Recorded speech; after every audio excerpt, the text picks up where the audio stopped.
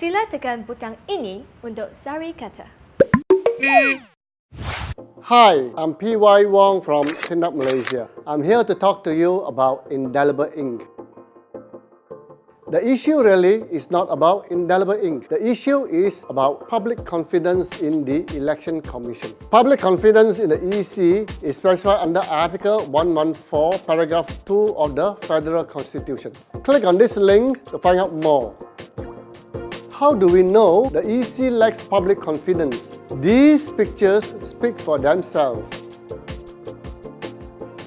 Indelible ink is supposed to prevent double voting, but we have seen so far that the current practice by EC may not work. Indelible ink is applied on ordinary voters, advanced voters, but not postal voters. You can see the different classifications here.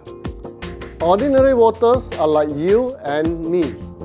Advanced voting is for the police, the military, and spouse. But the police and military can opt for postal voting at any time. Postal voters are EC officials during elections, journalists who are on duty during elections, Malaysians overseas, and absent voters. You can click on the links here to find out more. Originally, we wanted the postal voting to be reformed, but the EC only took out half of it. They kept out the police and the military and spouse and put them under advanced voting. But then, there was only half a measure. You have the EC officers who are postal voters. In GE 12-2008, there were only 140,000 postal voters from this category. This time around, they have more than doubled the number to 300,000. These 300,000 local postal voters are not marked with indelible ink. 300,000 of them from the EC staff. What are we going to do about these people if their fingers are not marked like this? They may come back on polling day undetected. Is that a serious problem? What other issues do we face? Why is indelible ink applied before voting? We have serious issue with the smudging of the ballot paper, especially since the clerk folded it twice. We have seen in the Wong Fat Hong video how difficult it is to unfold a ballot paper with a stained finger. See how dirty my finger is? There are going to be 25 million ballot papers.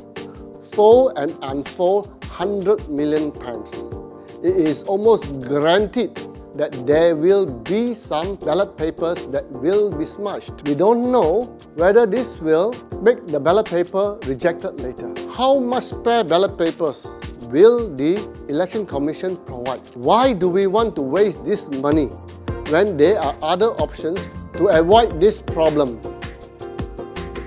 Last year, the SPR gave us a briefing on indelible ink. We raised the issue of smudging of the ballot paper. Their solution was to provide tissue paper to the voter to wipe the finger immediately after marking.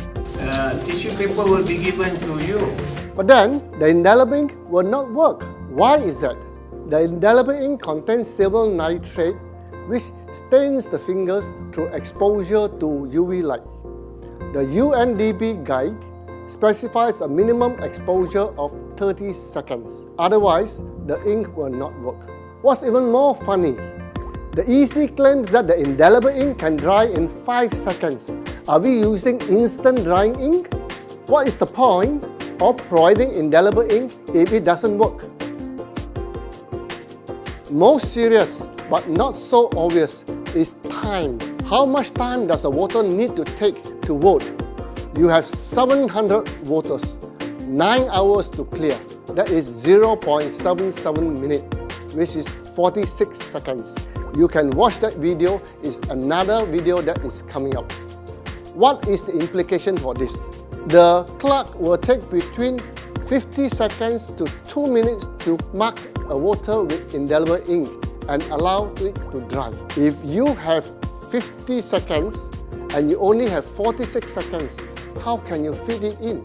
It is clearly impossible. Can you imagine the chaos that will happen on that day? You have more than half the voters not able to vote.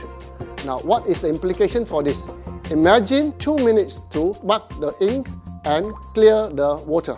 2 minutes will mean that only 38% of the voters will get to vote in a polling day. If you have 5% phantom voters, that will constitute 13% of the voter turnout for that particular polling station. Look at this chart for a more detailed illustration.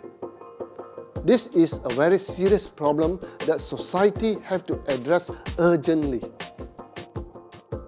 Do you remember the Wong Fat Hong video where the polling agent needed a pair of binoculars to check the voter's finger for ink? The polling agent does not have a pair of binoculars. We are just showing you how ridiculous this whole thing is. The polling agent is seated 4 meters away. How can he see what is on the finger during the checking of the voter? How can he determine whether there is a stain or not, or there is some pre-coating that will prevent the indelible ink from working? Why don't we have it nearer? Another issue is lack of transparency. We tried to contact the EC to clarify further, but so far they have kept silent. That is why we are forced to come up with this series of videos to alert the public. A new process requires public acceptance, which means that the procurement must be transparent. For transparency, we require public international tenders. We need to know what is the chemical used in the indelible ink. We need to know what is the concentration of this chemical in the indelible ink. We need to know how long the ink will last. Otherwise, there will be serious doubt about this indelible ink. And if there is a doubt, what's the point then of spending millions of ringgit on a material that is not acceptable to the public? The EC claims that the ink stain Saya dimaklumkan dalam seminggu, ya. About 1 week dia bertahan. Ya. But most international suppliers and the UNDP guide recommend a 72-hour period for ink stain on the skin. How do we reconcile these two figures? This is important in the case of advanced voters. For advanced voters, they are voting too early. The EC has specified that advanced voting shall be not less than 3 days before polling. If that is the case, the ink has to last 3 plus 1, which means 4 days. And if advanced polling were to be set 7 days before polling, it means that the ink have to last 8 days. Imagine, the experts are saying the ink is supposed to last 3 days. And here, our EC is designing the advanced voting to go beyond the capacity of the indelible ink. The ink may not last long enough so that it will be shown on polling day. Do you see a problem there? Now, I want to talk specifically about cost of indelible ink. In GE 12-2008, the EC spent 2.3 million ringgit to buy indelible ink for 10.9 million voters. Unfortunately, at the last minute, it was cancelled, but the money was gone. This time around, for GE 13, we have 13.6 million voters, an increase of about 25%. But the Deputy EC Director claims that the ink this time will cost 10 million ringgit, a jump of 400%. Does that make sense? An increase of 25% population for an increase of more than 300% for the cost of the ink. The solution is to move the marking from clerk number 2 to after voting. This is the practice done by most countries in the world. What is the advantage of this? Number 1, you avoid the problem of smudging of the ballot paper. Number 2, you avoid the problem of delay of the voting process. Number 3, you allow enough time for the ink to dry. And what's even better, you save on 1 clerk and 7 million ringgit. And that's the subject of another video. Remember, this is the first time in our history that indelible ink is going to be used.